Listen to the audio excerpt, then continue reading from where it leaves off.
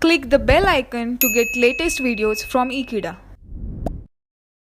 Hello guys, here in this particular video we will start with a new chapter that is altogether not related with BJT and FET, AC analysis and DC analysis, right? So here we will learn altogether different IC, that is integrated circuit. Here we will learn the IC741, which is operated as operational amplifier. So before learning IC741, we'll have to learn what is operational amplifier, why it is required, and how it gets operated.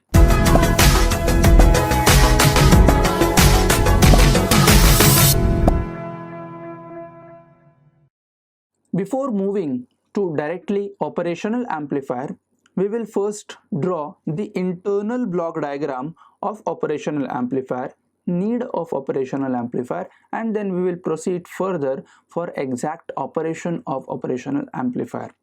So basic of operational amplifier is in differential amplifier.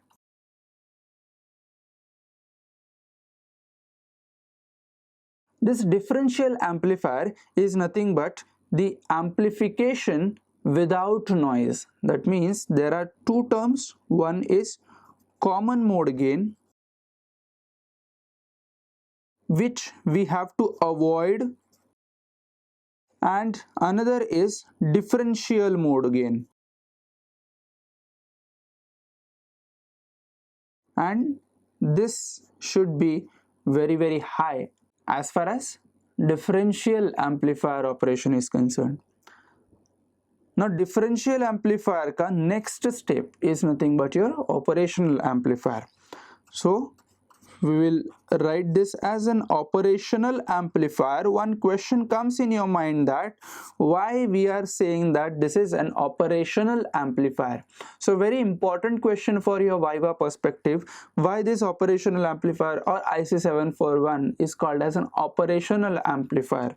This is because we can do all arithmetical and logical operations using this particular IC. All digital operations as well we can do with this particular IC, which is working as operational amplifier. Not only with this particular IC, but there are so many ICs from so many industries. We can get the operation same as that of operational amplifier. That means all the arithmetical and logical operations. So here we can do the addition. Here you can do the subtraction. Here you can also do the integration, differentiation, and so on. So all mathematical operations can be done by operational amplifier, and that's why it is called as op amp. In short, प्यार से हम लोग op amp बोलते हैं, right? Its actual name is operational amplifier. Let us move further for the discussion with internal block diagram of operational amplifier. Basically, this operational amplifier is symbolically represented by this particular triangle, where we get the output from this particular terminal.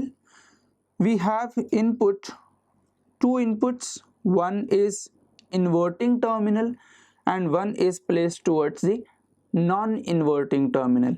Inverting terminal says that it is with negative sign, and non-inverting terminal says that it is with positive sign. So when I am taking the output will be this output VO is given by the AV, that is nothing but gain multiplied by the input.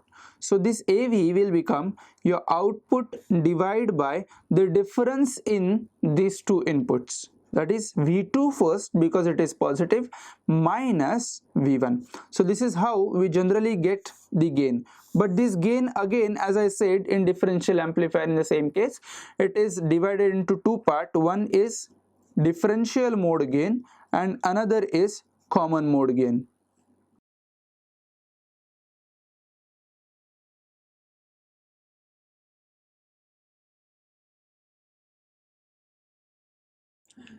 this is how the operational amplifier is.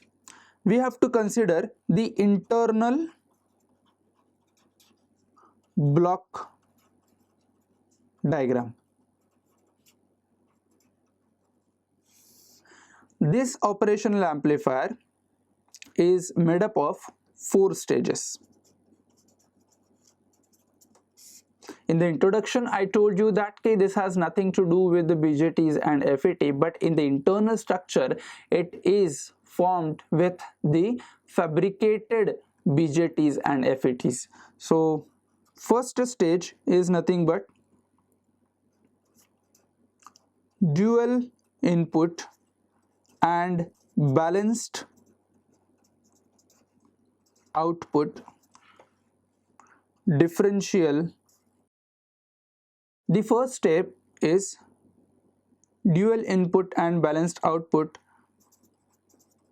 differential amplifier. Okay, that means dual. Here the dual indicates that 2 inputs. Balanced also indicates that it is nothing but the output which is in the form of difference in the 2 inputs. So balanced indicates that the value of VO, which is nothing but A into V2 minus V1. We are considering both the inputs, and that's why it is balanced. And if we are considering this balanced output, we are getting this output as input for the second stage of this internal block diagram. Next is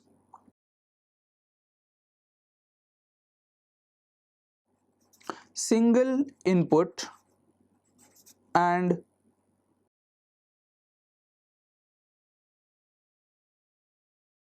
unbalanced output. Unbalanced means here we are not taking the both inputs into consideration. That means both output terms into consideration altogether, because it's single input. Then third step is nothing but emitter follower, which is used to increase input impedance. Emitter follower is just acting as a buffer having voltage gain is equal to 1. Voltage gain is equal to 1. This is giving us stability as well, and then we will use the power amplifier.